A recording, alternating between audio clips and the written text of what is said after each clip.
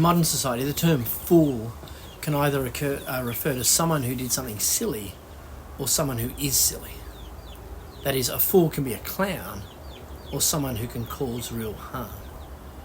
Sometimes one of our children will act like a clown and, dance around, singing, playing, waving their arms around and trying to make me laugh. And I laugh and say, you're such a fool.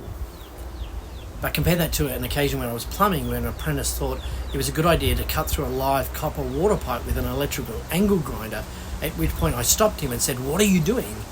You're a fool." Now, on Monday, we were taken back in time to before God's people were sent into exile.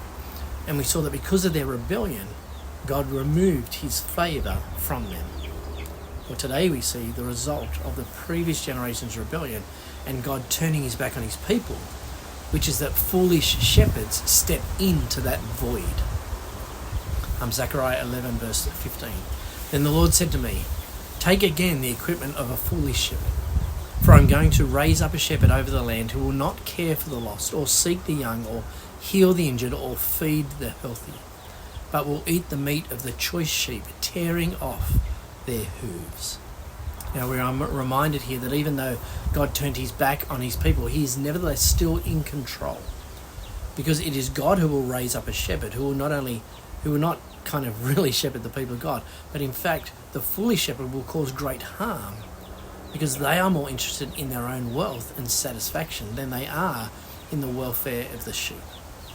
Zechariah 11 verse 17. Woe to the worthless shepherd who deserts the flock. May the sword strike his arm and his right eye. May his arm be completely withered, his right eye totally blinded. See, God's response to the foolish shepherd is not unlike my response to the foolish apprentice. Only instead of the comment, "What's wrong with you, you fool?" the foolish shepherd is told that they will be judged by God and his judgment will be severe.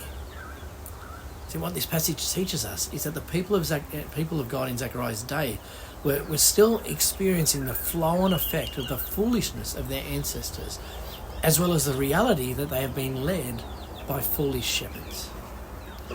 Now, I'm sure you probably don't have to go too far to find examples in your life where you or people you know have suffered from the foolishness of others.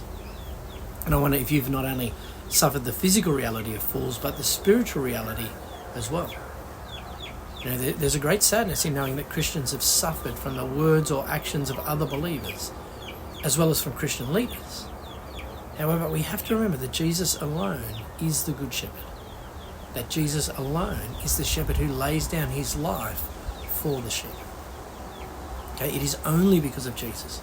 Only because Jesus steps into the void of hopelessness and dies for the sin of men, women and children that we don't suffer the ongoing judgment that fell upon the people of God in Zechariah's day. Indeed, through the death and resurrection of Jesus, we are brought into the throne room of God, where we will be eternally shepherded. Now, Revelation 7 verse 16, never again will they hunger, never again will they thirst. The sun will not beat down on them, nor any scorching heat. For the Lamb at the centre of the throne will be their shepherd.